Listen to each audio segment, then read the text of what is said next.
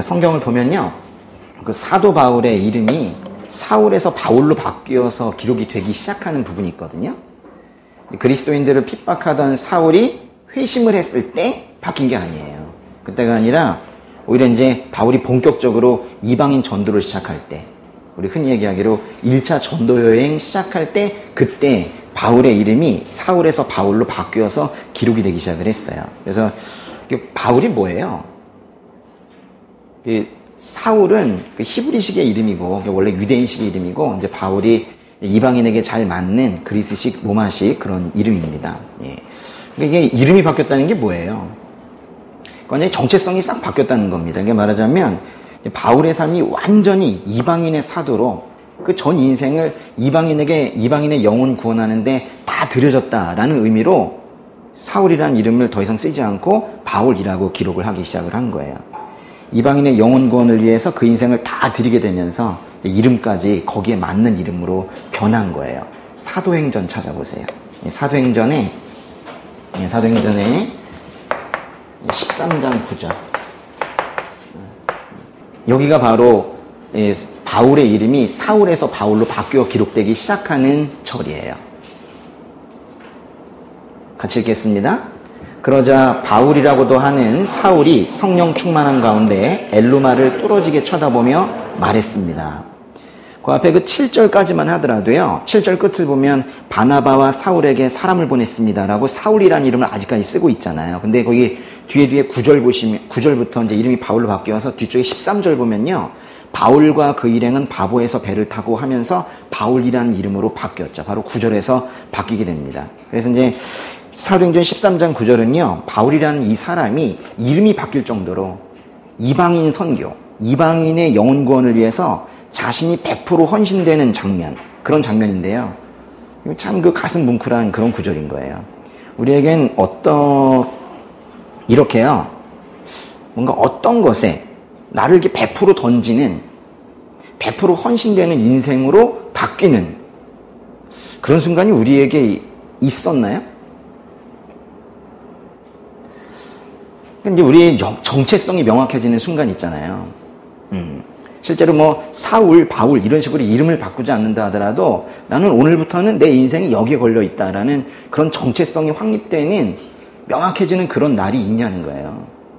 바울을 보면서 이제 저 사람은, 이제 사람들이 야, 저 사람은 보니까 저 남은 인생을 이방인 선교에 건 사람이야 라고 하면서 이제 바울이라고 쓰기 시작한 거거든요. 사람들이 우리를 보면서는 뭐라고 그럴까요? 저 사람은 청년 살리는데, 대한민국의 청년 살리는데 전 인생 건 것 같아, 이렇게 말한다면 그 사람의 정체성이 확립이 된 거죠. 또 저 사람은 정말 말씀 가르치는데 인생 건 것 같아, 또는 저 사람은 가난한 자들 먹이는데 전 인생을 건 것 같아, 이렇게 정체성이 확고해지는 날이 바울에겐 있었단 말이에요. 근데 우리에게 있냐는 거예요. 있어야 해요. 우리가 무엇인가에 우리의 전 인생을 거는 그런 인생의 분기점이 이제 스스로에게 있었나 한번 물어보자는 얘기입니다. 나의 사도행전 13장 9절이 있는가? 예. 아직 오지 않았습니까? 예.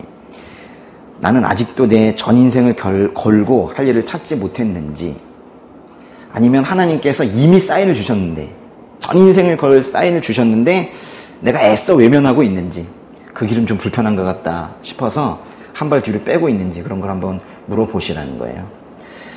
이 사도행전 13장 9절은요, 어떤 상황에서 나온 말인가요? 그 앞뒤의 내용을 잠깐만 보세요. 보시면은 그 이야기가요, 이방 선교의 중심지가 되었던 안디옥 교회라는 곳에서 시작이 되는데요. 여기 잠깐 보세요. 이렇게 이제 지중해가 있으면, 여기 지중해면은 여기에요, 이렇게 이만큼이 사실은 사해랑 갈릴리거든요. 제가 이걸 보통 크게 그리지만 지중해 전체로 보면 여기 요 정도밖에 안 됩니다. 근데 안디옥이라는 곳은 여기 이렇게 꺾어지는 데쯤에 있거든요. 여기가 이제 예루살렘 쪽에 교회가 먼저 생겼었고, 이방인 선교의 교두보로 처음 중심지로 여기 안디옥이라는 곳에서 교회가 생기고 여기서 퍼져나가기 시작을 했어요. 여기에 바울 목사님께서 여기서 처음으로 이제 사역을 하시기 시작한 거예요. 성령께서 이 안디옥 교회에 이방인 선교를 명령을 하셨습니다. 거기만 몰려있지 말고 이 위로도 가라, 응? 여기로도 가라, 저리도 가라, 이렇게 지금 명령을 하신 거예요. 그래서 그 사역을 위해서 여기서 2명을 파송을 명령을 하셨어요. 그래서 누가 파송이 됐냐면 바울과 바나바, 이 두 사람이에요. 이 바울과 바나바가 누구냐면 이 안디옥 교회를 개척한 두 분이에요. 이게 뭐냐면 그 교회에서 가장 중요한 두 사람을 보낸 거예요. 그러니까 이 이방인들을 사랑하시는 하나님의 사랑이 얼마나 큰지 보시라고. 거기에서 이 바울 목사님, 바나바 목사님 이런 분들은 여기 놔두고 그 밑에 있는 다른 분들을 보내는 것이 아니라 가장 중요한 두 분을 거기서 보낸다고요. 간 거예요. 그래가지고 이쪽으로 좀 내려갔다가 이제 배를 타고 여기 섬을 하나 가게 되었어요. 이 섬이 바로 이제 키프로스 섬이라는 건데요. 키프로스. 근데 우리 뭐 개혁개정 버전이나 이런 데서는 구브로 섬이라고 부르는 이 섬으로 이제 가게 된 거예요. 여기가 바나바의 고향입니다. 근데 여기로 가게 됐는데 거기에 이 키프로스 섬에서 있었던 그 이야기가 바로 사도행전 13장 9절의 앞뒤의 내용인 거예요.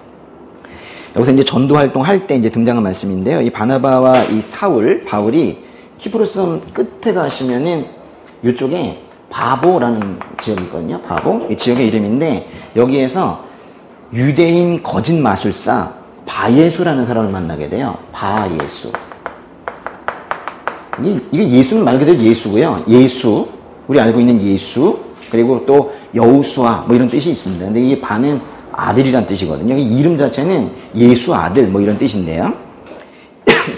여기 또 누가 있었냐면 바예수라는 이 거짓 마술사가 한 명 있고 여기 키프로스 섬을 다스리는 총독이 있었어요. 이 총독의 이름은 뭐냐면 서기오 바울이에요. 이 사람도 바울인데 서기오 바울이라는 사람이 있었어요.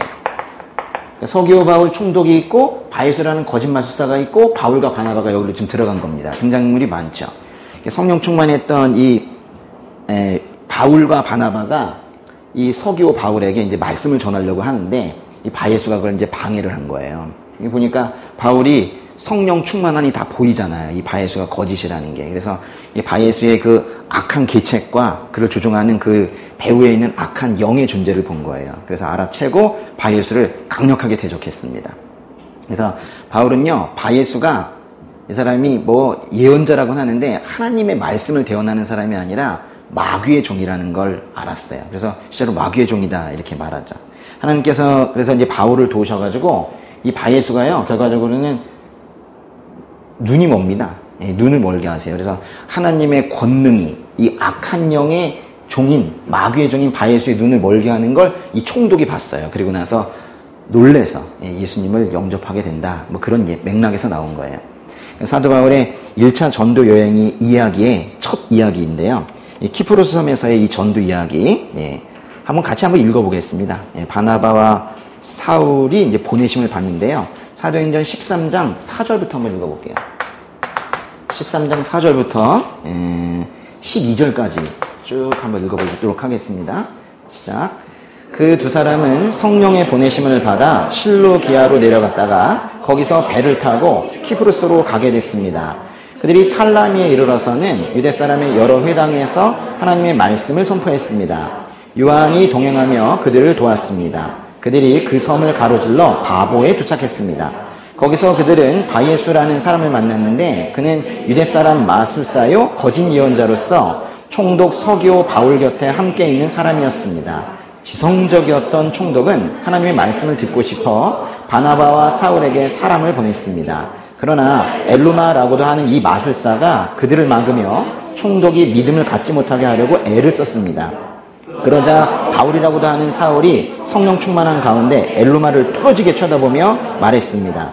이 마귀의 자식아, 너는 모든 이의 원수로다. 너는 갖은 속임수와 거짓으로 가득 차 있구나. 주의 바른 길을 어지럽게 하는 일을 그치지 못하겠느냐. 이제 주의 손이 너를 치심으로 네 눈이 멀어 얼마 동안 햇빛을 보지 못할 것이다. 그러자 즉시 안개와 어둠이 그를 덮쳤고 그는 이리저리 더듬으며 자기 손을 잡아 이끌어줄 사람을 찾았습니다. 이 일을 보자 총독이 믿게 됐고 주에 관한 가르침에 그저 놀랄 뿐이었습니다. 그 7절을 다시 보시면요. 7절 총독 서기오 바울이 하나님의 말씀을 듣고 싶어 했대요. 그런데 그 8절 보시면 바예수라고도 하고 엘루마라고도 하는 이 마술사가 총독이 하나님 말씀을 듣지 못하도록 애를 썼대요. 그러자 바울이 10절에서 이 바예수 엘루마에게 뭐라고 혼을 냅니까? 이 마귀의 자식아, 너는 모든 이의 원수로다. 이렇게 이제 혼을 내죠. 여기서 이제 마귀의 자식이라고 호통을 치는 건요, 실제는 마귀의 자식이 아닌데 마귀의 자식이라고 해서 기분 나쁘게 하는 정도 내용이 아니고 실제로 마귀의 자식이기 때문에 그렇게 욕을 한 거예요. 바예수라는 말은 아까 무슨 뜻이라고 했어요? 원래는 예수의 아들, 여호수아의 아들, 그런 뜻인데 사도 바울은 네가 이름은 구원의 아들이라고 가장을 하면서 실제로는 마귀의 자식이라는 거다, 다 드러났다라고 지금 폭로하고 있는 거예요. 이 바예수라는 사람은요, 성경에서 지금 거기 마술사라고 그랬죠? 마술사 또는 뭐 거짓 예언자 뭐 이렇게 번역을 하는데요, 그렇다고 여기서 이제 마술사라고 했다고 해서 이 빈손에서 갑자기 비둘기 나오고 뭐 그런 사람 아니에요. 입에서 자꾸 카드 뽑아내고 뭐 이런 사람 아니란 말이에요. 여기서 이제 쓰인 마술사라는 표현은요, 이제 외부로부터 어떤 능력을 부여받아서 사람들 병 낫게 하고 그 사람의 미래를 예언하고 어떤 신비하고 초자연적인 현상들을 만들어내는 뭐 그런 사람을 여기서 마술사라고 한 거예요. 우리 생각하는 그런 마술사가 아니에요. 그러니까 말하자면 더 가까운 말은요, 무당입니다. 무당. 바예수 무당인 거예요. 그러니까 여기에서 이 서기오 바울 총독이라는 한 영혼이 예수님을 만나려고 하자 무당이 그걸 지금 방해하고 있었다, 그런 얘기입니다. 점치고 꿈 해석하고 앞으로 일어날 일 맞추고 그러면서 복채받고 사는 그런 무당 얘기하는 거예요. 그 무당은 보통 여자 무당을 얘기하는 것이고 남자 무당은 보통 박수라고 하죠. 박수 무당은 좀 웃긴 말이에요, 그렇죠? 박수는 남자고 무당은 여자인데 박수 무당 그렇게 부르고 있죠. 근데 박수라고만 하면 잘 모르니까 그래가지고 박수 무당 이렇게 부르는 거예요. 근데 키프로스 섬에 살고 있는 이 바예수가 말하자면 박수인 거죠. 박수 무당. 그 무당은 점을 치는 능력이 어디서 나오나요? 안에서 나오는 건 아닙니다. 바울이 말했잖아요. 뭐라고 그랬어요? 마귀의 자식이라고. 여러분, 무당이 점 치는 거는 그 힘이 마귀에게서 오는 거예요. 이 간단한 사실 자체를 모르는 분들이 많단 말이에요. 예. 그러니까 이제 우리가 뭘 알 수 있냐면요, 예언이라는 게 마귀에게서 오는 게 있다는 거예요. 물론 하나님께서 당신의 그 신실한 종들에게 그들의 입을 통해서 하시는 예언도 있는데 이렇게 마귀에게 사로잡힌 사람들이 예언이랍시고 점을 치는 경우도 있다는 거예요. 그러니까 이 말씀 통해 보면은 이 마귀에게 사로잡힌 이 마술사, 즉 무당은 하나님의 말씀을 드리려는 사람이 말씀 듣지 못하게, 이 서기오 바울 총독이 말씀 듣지 못하게 방해하는 일을 지금 한다는 걸 지금 알 수가 있어요. 무당이 하는 일이 사람들이 예수님 만나지 못하게 하는 건데 그들이 인식하든 못하든 계속 그 일을 하고 있는 거예요. 키프로스의 이 바예수와 같이 마귀의 힘을 빌어서 점을 치고 신비한 현상을 보여주는 이들은 아마도 마귀가 이 땅에서 활동하는 한 이 땅이 멸망하기 전까지는 아마 계속 있을 거예요. 그리고 이미 오래전부터 계속 있어 왔습니다. 이런 사람들은 역사일에 계속 있어 왔던 사람들이에요. 창세기의 그 요셉의 이야기를 읽다 보면은 또 이런 마술사, 즉 무당 얘기가 나오는데요. 바로왕이 이상한 꿈을 꾸고는 그걸 이제 해석할 사람을 불러들이는 장면이 있거든요. 야, 나 이상한 꿈 꿨다. 이거 해석할래? 라고 하면서 마술사들을 불러들이는데요. 한번 찾아볼게요. 창세기의 41장 8절입니다. 창세기의 41장 8절. 아침에 바로는 마음이 편치 않았습니다. 그가 사람을 보내 이집트의 모든 마술사들과 지혜자들을 불러들였습니다. 바로가 그들에게 자기가 꾼 꿈을 말해주었는데 그 꿈을 풀이할 수 있는 사람이 아무도 없었습니다. 여기 이제 바로라고 하는 게 바로 파라오 왕, 이집트의 왕 얘기하는 건데요. 왕이 이제 사람을 보내서 누굴 불렀대요, 지금? 이집트의, 거기 보시면 모든 마술사들과 지혜자들을 불렀다고 하는 걸 보면 한 사람이 아니네요. 그러니까 요셉 시대에도 이미 이집트에 정말 많은 마술사들이 있었다는 거예요. 애굽기에도 그 마술사들 이야기가 나오는데요. 모세와 그의 형 아론이 그 파라오 왕을 찾아가서 우리 백성들, 이스라엘 백성들 좀 풀어달라고 내놓으라고 요구하는 그런 장면이 있는데요. 하나님께서 이제 그 앞에서 이제 이 보낸 모세와 아론이 하나님이 보낸 사람이라는 걸 증명해내기 위해서 기적을 하나 보일 수 있게끔 능력을 부어주세요. 그래가지고 지팡이를 던지면 뱀이 되도록 그런 기적을 행할 수 있게 도와주시는데요. 출애굽기로 가보겠습니다. 출애굽기에요. 7장 10절. 7장 10절부터요. 12절까지 7장 10절부터 12절까지 함께 읽겠습니다. 그리하여 모세와 아론은 바로에게 가서 여호와께서 그들에게 명령하신 대로 했습니다. 아론이 바로와 그의 신하들 앞에서 자기 지팡이를 던졌더니 뱀이 됐습니다. 그러자 바로는 지혜로운 사람들과 마술사들을 불렀습니다. 그 마술사들도 자기들의 비법으로 똑같이 했습니다. 이집트 마술사들 각자가 지팡이를 던지자 뱀이 됐습니다. 그러나 아론의 지팡이가 이집트 마술사들의 지팡이를 삼켜버렸습니다. 모세의 형이었던 아론이 지팡이를 던지자 그 지팡이가 뱀이 됐는데요. 이 지팡이가 뱀이 된 기적은 하나님께서 하신 거예요. 그런데 보세요. 이집트의 마술사들도 7장 11절 끝에 뭐라고 그랬어요? 똑같이 했대요. 자기들의 비법으로 똑같이 했대요. 그러니까 이거는요, 그러니까 하나님의 방법이 아닌 다른 방법으로 현상적으로만 똑같은 걸 보여줬다는 거예요. 와, 이게 겉으로 보기에는 구분이 잘 안 될 수 있어요. 그래서 파라오 왕과 모세와 아론이 있었던 이 자리, 그래서 지팡이가 뱀으로 변하던 그 자리에 만약에 시대를 거슬러 사도 바울이 갔었다면 분명히 그들에게 이 마귀의 자식아 이랬을 거예요.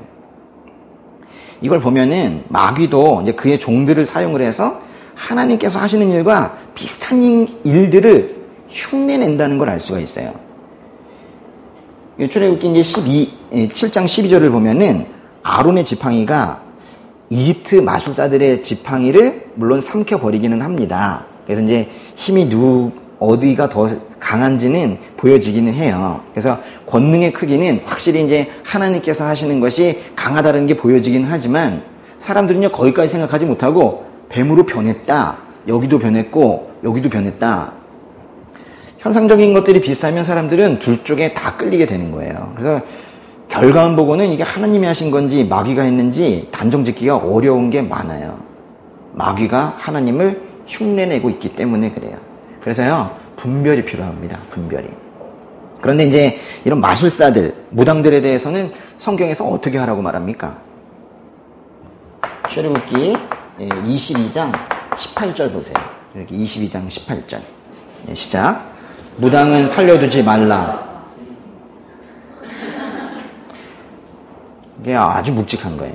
짧아도 이게 엄청 지금 강한 어조로 사실 읽어야 되는 부분이거든요. 짧다는 게 중요해요. 조건절이 아니에요. 뭐 하면 살리고 뭐 하면 죽이고 이런 게 아니에요. 아무런 수식이 없어요. 그냥 살려두지 말라. 군더더기 없이 그냥 죽이라는 거예요.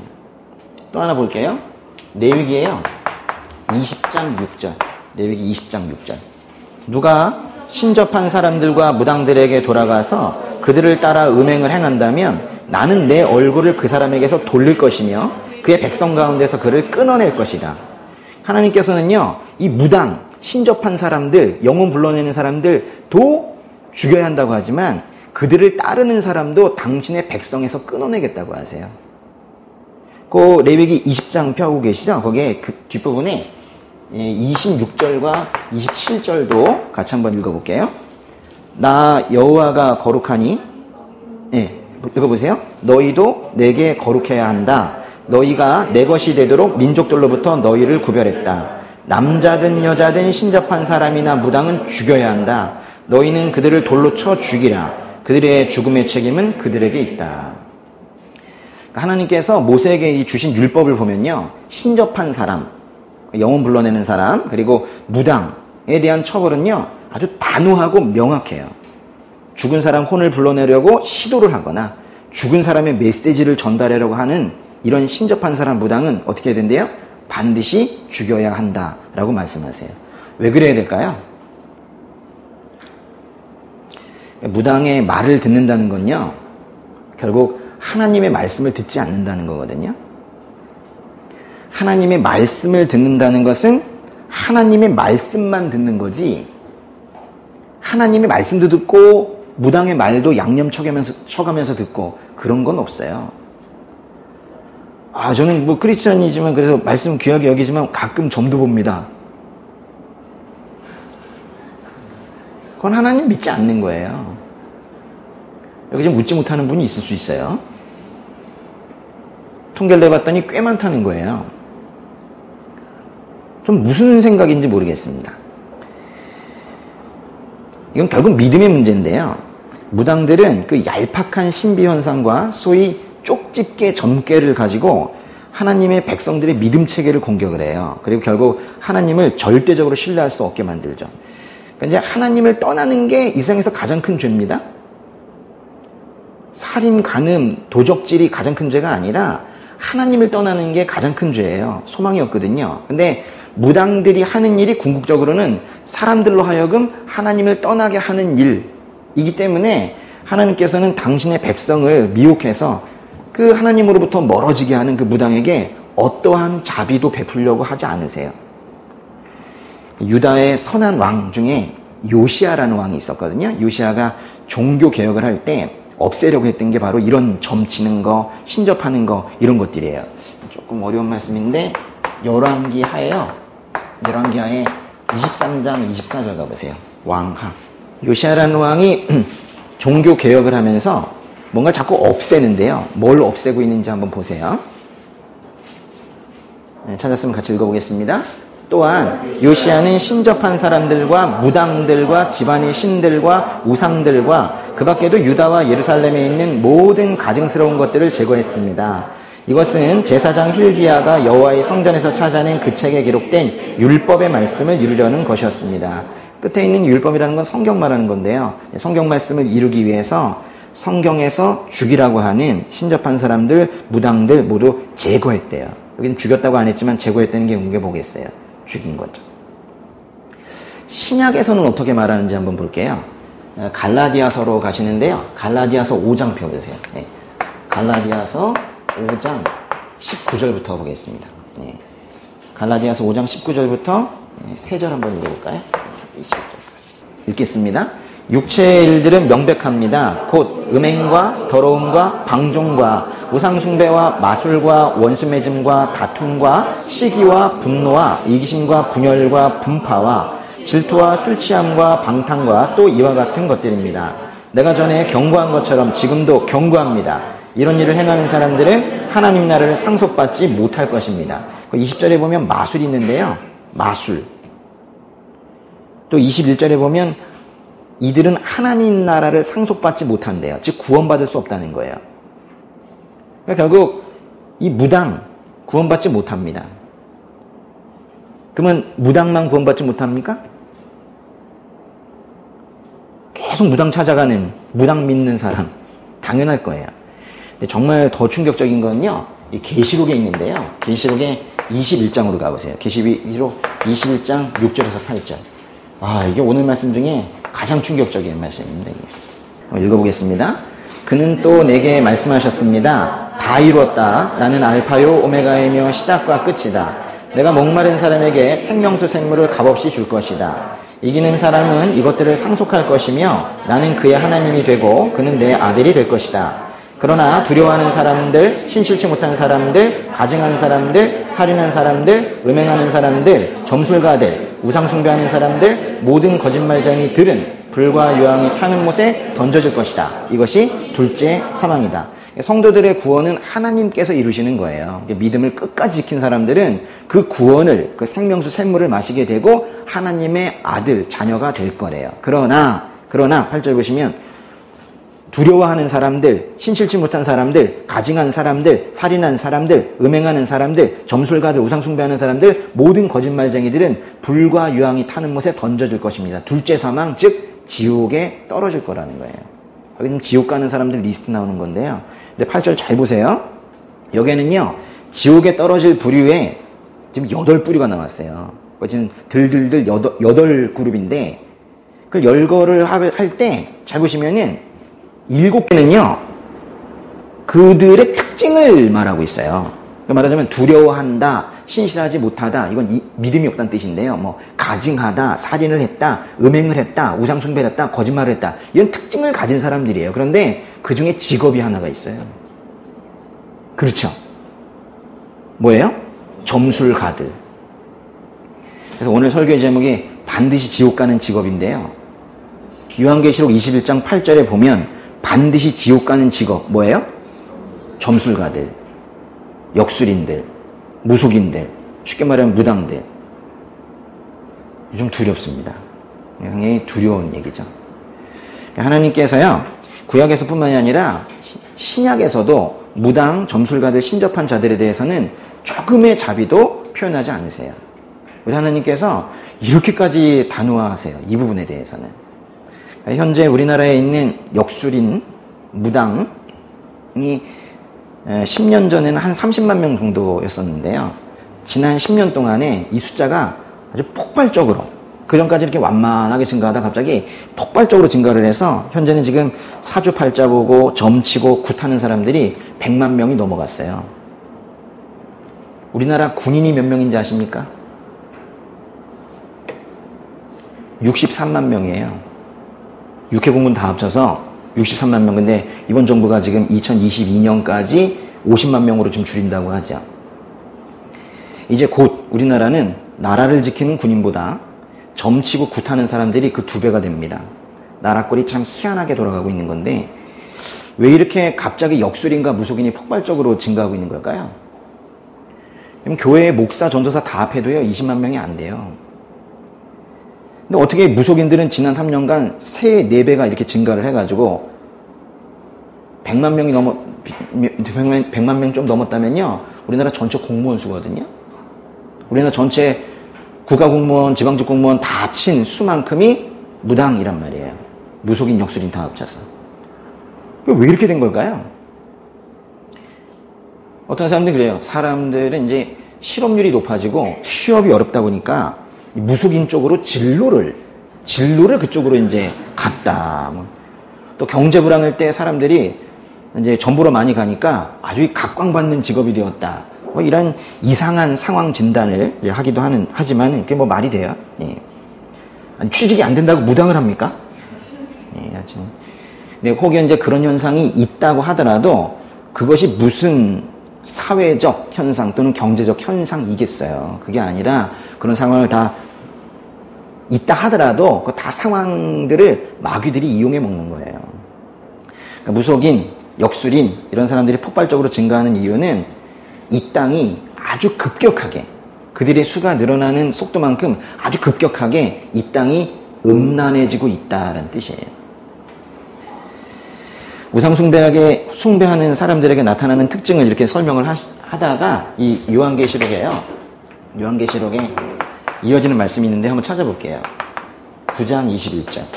그들은 또 그들의 살인과 그들의 복술과 그들의 음행과 그들의 도둑질을 회개하지 않았습니다. 거기 뭐가 나왔냐면요, 살인, 복술, 음행, 도둑질, 이런 것들이 이제 우상숭배하는 사람들이 이런 특징들도 다 가지고 있다는 거예요.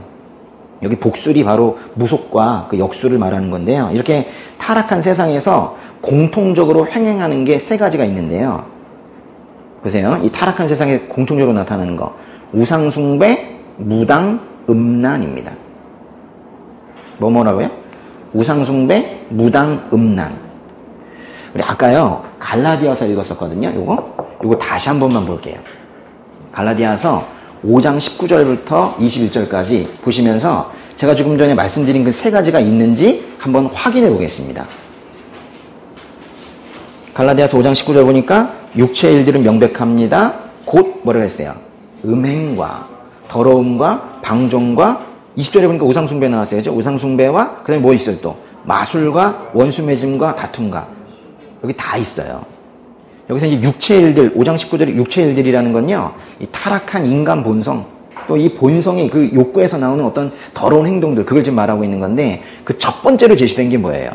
음행이죠. 그 뒤에 열거된 더러움, 방종, 그 개역개정에서는 방종이라 하지 않고 호색이라고 그랬는데요. 이게 또 21절에 보시면 방탕이란 말이 있어요. 있죠?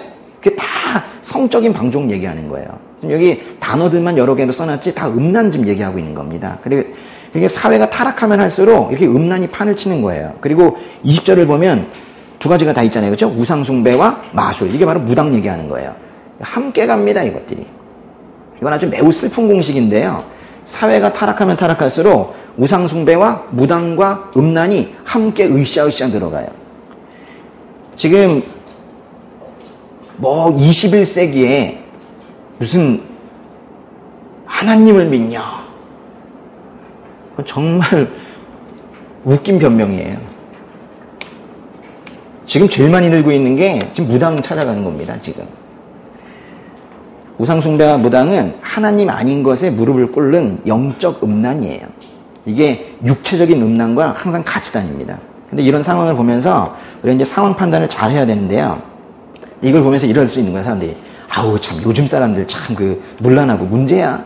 이러면서 요즘 사람들 문제야. 이러고 하면서 이런 죄악된 행동들을 어떤 인간의 실수로 또는 인간의 어떤 나약함으로 이렇게만 보다가 결국 마귀가 한 짓을 보지 못하고 사람들이 도덕성이, 윤리적인 수준이 상당히 떨어졌어.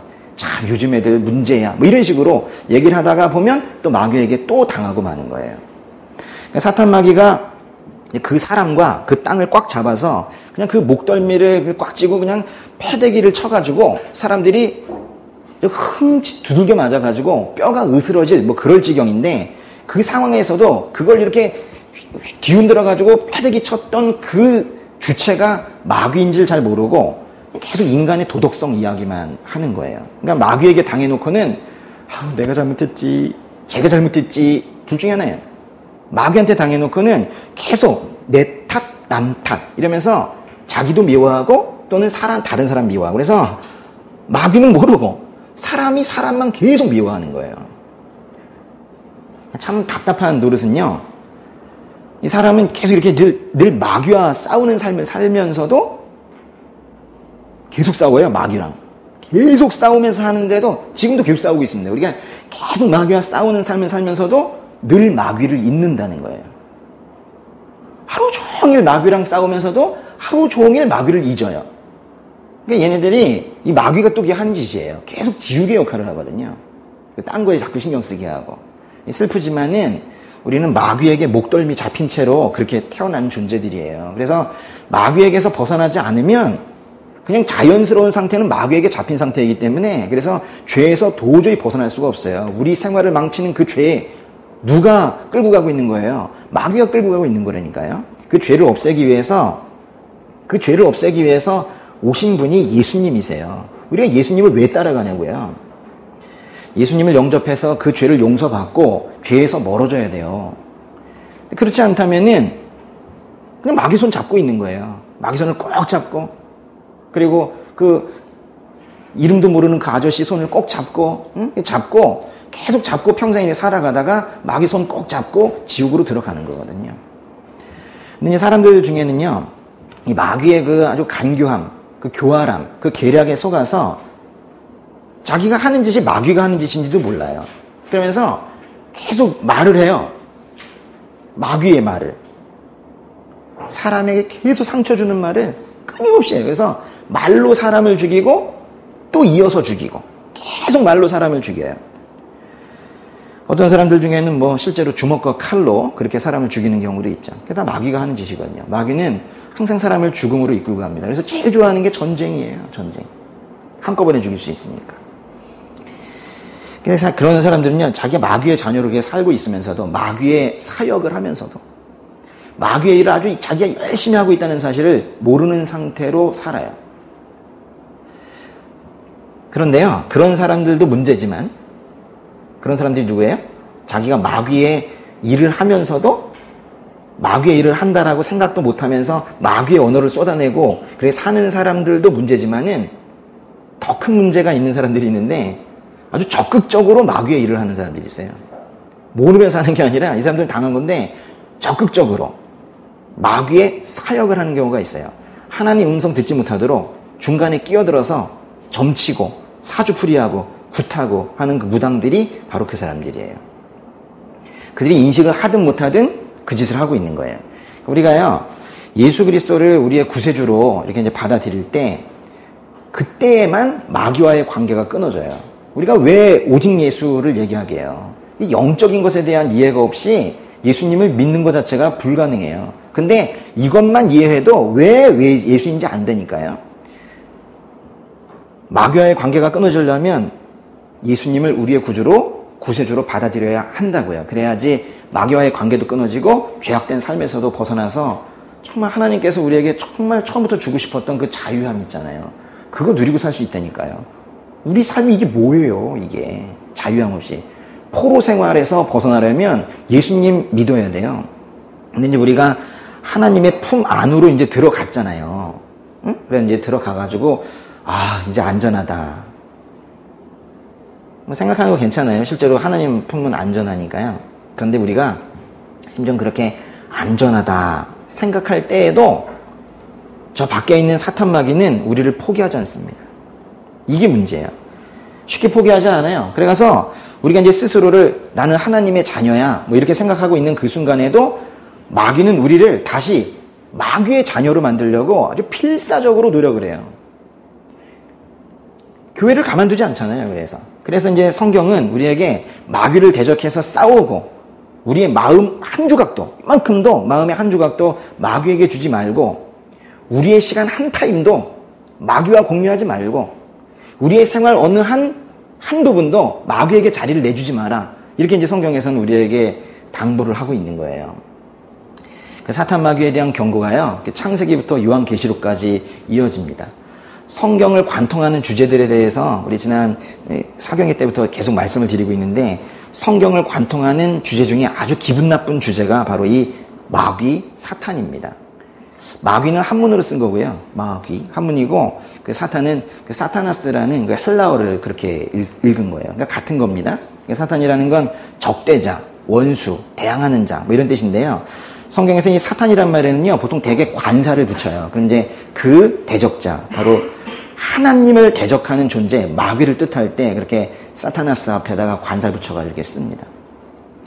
사탄도요 이제 본래는 하나님께서 창조하신 그 천사였는데 사탄이 언제 타락했는지는 성경에 분명하게 나타나 있지 않기 때문에 언제 타락했는지 그 시점을 연구하는데 시간을 쏟기보다는 중요한 건 현재 지금 있다는 거거든요, 사탄이. 그래서 사탄이 지금 이 시간에도 실제하면서 도대체 어떤 짓을 우리 삶에 하고 있는지 사람은 또 어떻게 그걸 또 당하고 있는지 속수무책으로 당하고 있는지 그런 것들을 연구하는 게 좋을 거예요. 창세기 1장으로 가보세요. 맨 앞에 보시면요. 창세기 1장 1절, 2절 하나님께서 태초에 하늘과 땅을 창조하셨습니다. 땅은 형태가 없고 비어 있었으며 어둠이 깊은 물 위에 있었고 하나님의 영은 수면 위에 움직이고 계셨습니다. 어떤 사람들은요. 여기 창세기 1장 1절과 1장 2절 사이에서 천사가 타락을 해가지고 하나님의 대적자가 되었다고도 말하기도 하는데 저는 어떻게 생각하느냐? 좀 별로 중요하게 생각하지 않아요.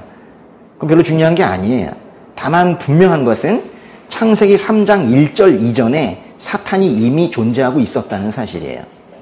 창세기 3장 1절로 가보세요. 창세기 3장 1절에는 갑자기 교활한 뱀이 등장하는데요. 거기 보시면 뱀은 들짐승 가운데 가장 교활했다고 표현이 됩니다. 그 이후에 이야기가 전개되는 것을 볼 때 우리는 감히 이 하나님을 대적하는 악한 세력이 이 뱀을 지금 이용해 먹고 있는 것을 지금 알 수 있어요. 창세기 3장 1절 읽겠습니다.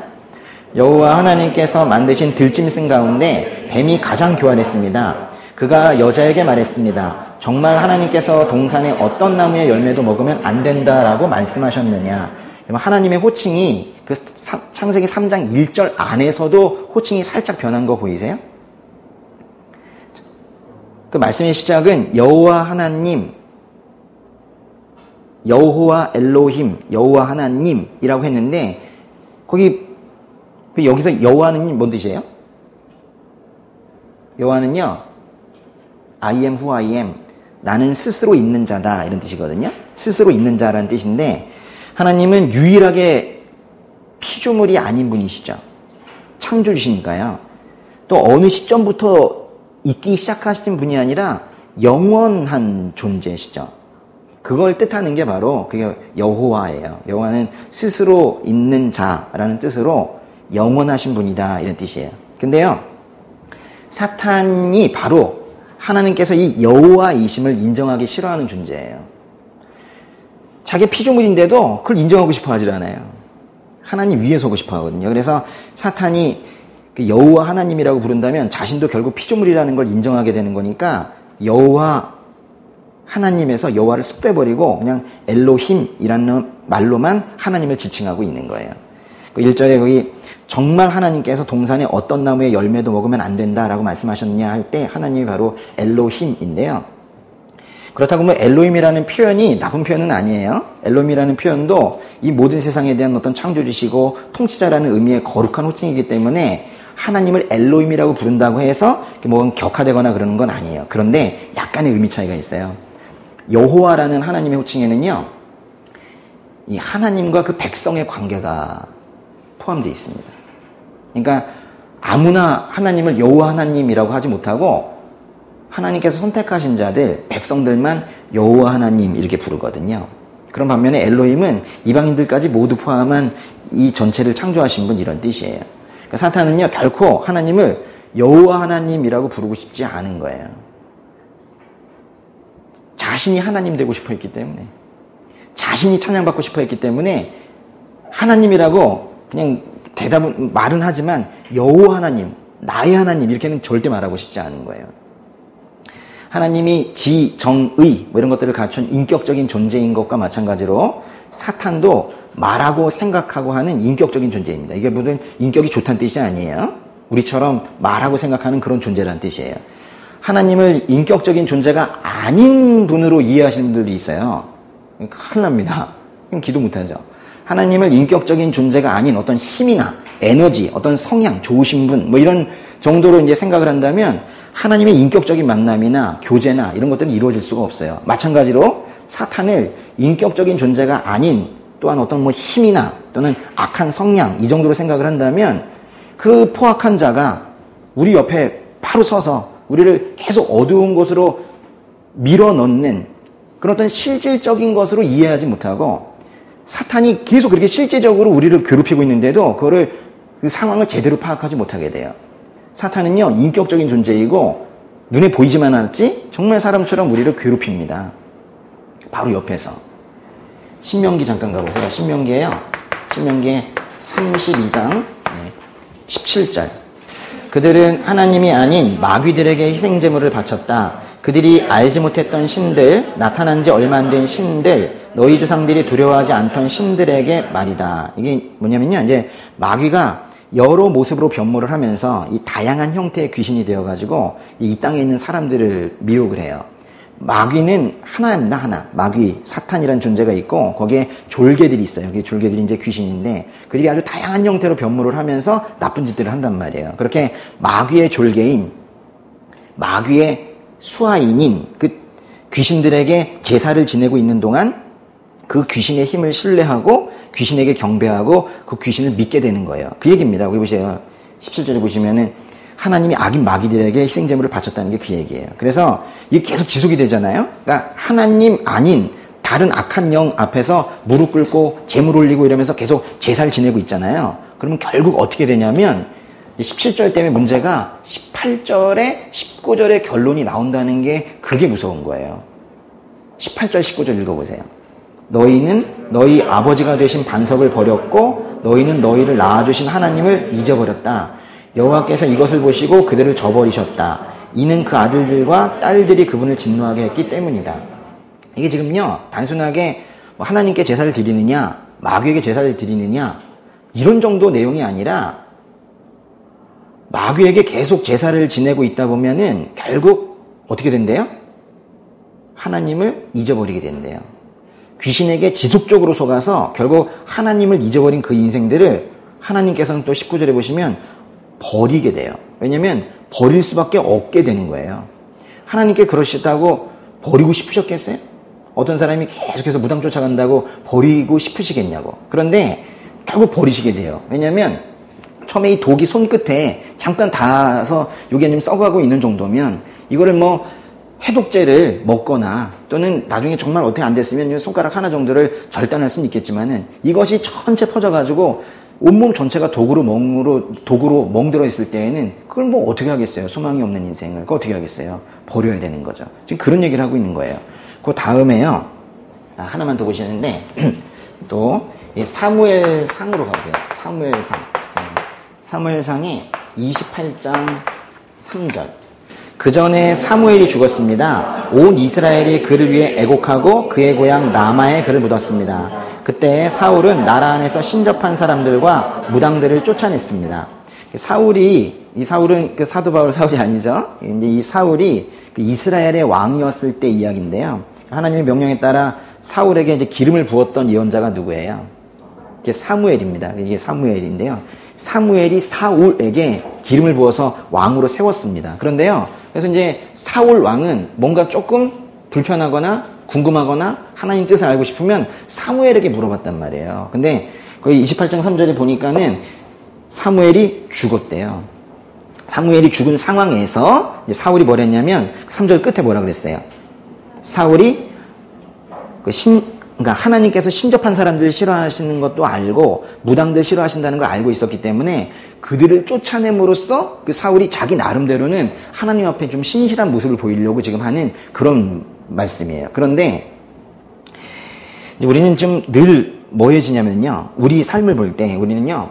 늘 상황에 지거든요. 그러니까 이 상황 위에 서 있어야 되는데 그래서 상황을 장악을 하고 그걸 내려다봐야 되는데 우리가 늘 상황 아래에서 환경에 지고 그래요. 사울도 위기의 순간에 그랬던 것 같습니다. 여기 4절을 한번 읽어볼게요. 4절. 블레셋 사람들이 모여 수넴으로 가서 진을 쳤습니다. 사울도 온 이스라엘 불러 모아 길보아에 진을 쳤습니다. 5절 읽어볼게요. 블레셋 군대를 본 사울은 두려워 떨었습니다. 블레셋을 영어로 읽으면요. 그게 필리스틴이에요. 이게 그 블레셋에서 그 팔레스타인이란 말이 나온 거거든요. 지금의 이제 이스라엘 그 서쪽에 보면요. 지중해 여기 이스라엘이 이쪽에 있고요. 이쪽에 이제 가자 지구라고 있는데 요 가자 지구랑 그 위쪽 지역, 요쪽 지역이 바로 블레셋이거든요. 거기에 있는 이 블레셋 사람들, 사울은 이 블레셋 사람들과 지금 싸우는 장면인데 이 싸울 때는 또 여기서 지금 싸운 건 얘기하는 건 아니고 이 갈릴리 호수가 있고 밑에 사해가 있을 때 블레셋 사람들은 여기에 있는 사람들인데 이 위쪽에 이스라엘 골짜기라고 있어요. 요쯤에서 지금 이제 싸우는 그런 이야기입니다. 근데 여기 보시면은 사울이 블레셋 군대와 이제 싸울 때 양쪽 군대가 대치를 하고 있는데 이 블레셋 군대가 너무 강했나 봐요. 그래서 거기 압도되어 가지고 지금 두려움에 빠져 있는 겁니다. 그래서 심지어는 덜덜덜 지금 떨고 있는 거예요. 예전 같으면은 사무엘 예언자가 살아 있었기 때문에 그 사무엘에게 하나님의 뜻을 구했을 텐데 이제 사무엘 예언자도 죽었고 해서 이제 사울이 하나님의 음성을 직접 구해야 되는 거예요. 6절 한번 읽어볼게요. 6절. 사울이 여호와께 여쭈었지만 여호와께서는 꿈으로도 우림으로도 예언자들로도 그에게 대답하지 않으셨습니다. 사실 우리가 답답한 노릇이죠. 음성을 듣고 싶은데 잘 안 들린단 말이에요. 근데 분명히 말씀을 하시거든요. 예, 근데 우리가 잘 못 듣죠. 근데 만약에 말씀을 안 하신 거면 어떡할까요? 그건 겁난다. 그죠?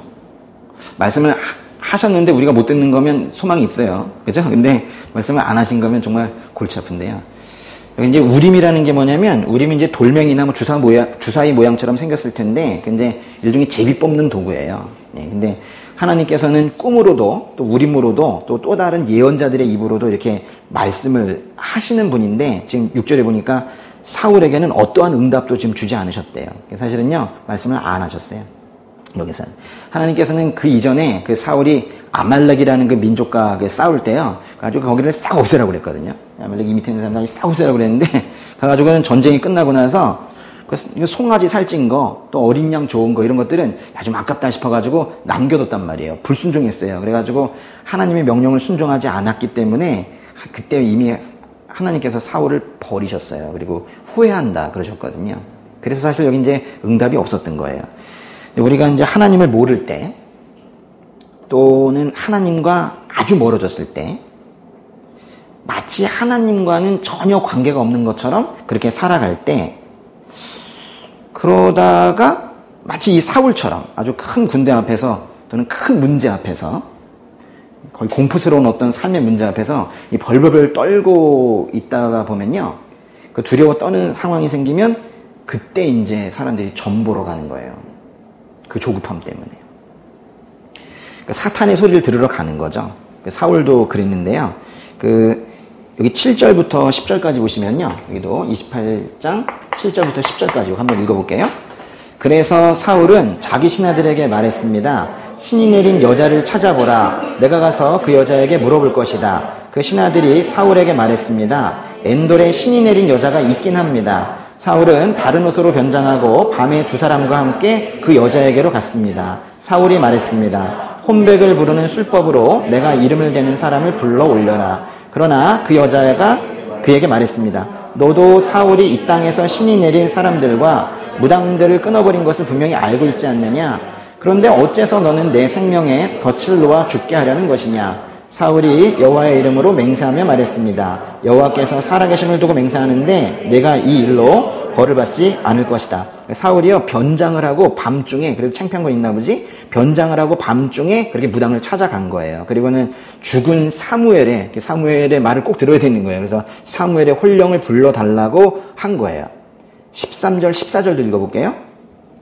13, 14 왕이 여자에게 말했습니다. 두려워하지 마라. 무엇을 보았느냐? 여자가 사울에게 말했습니다. 땅에서 올라오는 한 영을 보았습니다. 사울이 여자에게 물었습니다. 어떻게 생겼더냐? 여자가 대답했습니다. 한 노인이 올라오는데 겉옷을 입고 있습니다. 그러자 사울은 그가 사무엘인 것을 알고 얼굴을 땅에 대고 절했습니다. 무당이 불러낸 혼령이 정말 사무엘일까요? 죽은 예언자 사무엘이 정말로 이렇게 다시 올라온 걸까요? 사람이 죽으면 영혼이 완전히 떠납니까? 갔다가 올 수도 있습니까? 갔다가 올 수도 있다. 또는 떠나지 않고 여기를 배회할 수도 있다. 근데 그런 걸 이제 우리가 이단이라고 그래요. 이단. 큰일 납니다. 성경은 그렇게 가르치진 않아요. 성경은 다른 세계로 가지요. 그리고 더 이상 소통하지 않고 돌아오지 않습니다. 그러니까 여기는요. 성경은요, 사람은 죽으면 그 영혼이 이 땅을 떠나고 이 지상의 세계와 더 이상 소통하지 못하기 때문에 심지어 그 뒤쪽 말씀에 보면 그 영혼의 이름을 사무엘이라고 지금 여기 성경에 쓰고 있다 하더라도 루터도 그렇고 칼빈도 그렇고 그 종교개혁자들이 이 사람은 실제로 사무엘이 아니래요. 그래서 실제 사무엘의 영이 나타난 것이 아니라 단지 사탄의 속임수일 뿐이라고, 악한 영의 장난일 뿐이라고 그렇게 보는데 그게 맞는 거예요. 저도 예전이라면 이제 예수님 믿기 전에 할머니께서 부탁을 하셨어요. 할머니께서도 위험하시고 제 첫째 아들도 뭐 위험하다 이렇게 하시면서 할머니께서 이제 간곡히 부탁을 하셔가지고 그때 뭐 아무것도 모를 때니까요. 그래서 구슬한 적이 있어요. 구슬. 한참 동안 차를 타고 가가지고는 아주 산속에 깊이 가가지고 아무리 북을 두드려대도 아무도 뭐라 하지 않을 그런 아주 깊은 산 속에 들어가서 그때 했었는데요. 그때는 예수님을 몰랐는데도 약간 좀 의심이 됐어요. 그게 한다고 되나 뭐. 근데 그걸 안 하면은 할머니도 돌아가시고 우리 제이는 이상하게 되고 뭐 그런다고 위협을 주더라고요. 그래가지고 아니라고 생각하면서도 가게 되더라고요. 그래가지고 갔어요. 막상 이제 그 자리에서 가보니까 이제 한 사람이 손에 이렇게 들어요. 들고 나서 막 하면서 돌고 하면서 한두 시간 하는 게 아니에요. 하루 종일. 근데 거기서 이제 옆에 앉았다가 또 섰다가 앉았다가 섰다가 이러고 있고, 옆에서는 또 북과 징을 치는데 그 사람도 대단하지, 북 치면서 가끔 또 징을 쳐요. 이러면서. 얼마나 시끄러운지 몰라요. 예. 그러고 있는데 정말 정신이 쏙 빠지는 것 같더라고요. 그러다 이제 갑자기 몇 년 전에 돌아가신 할아버지 영혼과 바로 1년도 안 된 아버지 영혼이 살아서 왔다고 하면서 하얀 나비 2마리가 제 주변을 막 이렇게 날게 하는 거예요. 진짜 하얀 나비가 2마리가 그래서 저한테 이렇게 앉았다가 갔어요. 제가 이게 뭐냐 이러면서 아니라고 하면서도 그렇게 눈물이 나더라고요. 사실 아니라고 속으로 생각하면서도 정말 할아버지일까? 정말 아버지일까? 이러면서 그렇게 눈물이 나더라고요. 정말 많이 울었습니다. 근데 그러다가 하나님을 만나지 못하면 그거 계속 믿고 있는 거죠. 여러분, 이 무당들이 하는 것을 우습게 생각하지 마세요. 전 경험을 해봐서 알아요. 믿습니다. 우리가 지금 체험하지 못한 이런 신앙으로 이렇게 지금 뜨뜻미지근하게 믿는 거랑 달라요. 완전히 믿습니다. 수백만 원을 가져오라고 해도 다 갖다 줘요. 거기서 그러더라고. 이번에 500짜리 했으니까 다음에 1000짜리 하자고. 여기서 지금 헌금 500짜리 했으니까 다음 주 1000 가져오라고 하겠습니까? 근데 그건 한다고요. 사울이 죽은 사람의 영혼과 접촉했다는 이 이야기의 결말은 결국 이제 사울이 블레셋과 결상전으로 싸웠지만 사울의 세 아들도 전사하고 결국 사울 자신도 자결하는 것으로 이제 마무리되고 말아요. 조금만 쉬었다가 그 뒤에 얘기 좀 더 해드릴게요. 한 5분만 쉬었다 하겠습니다.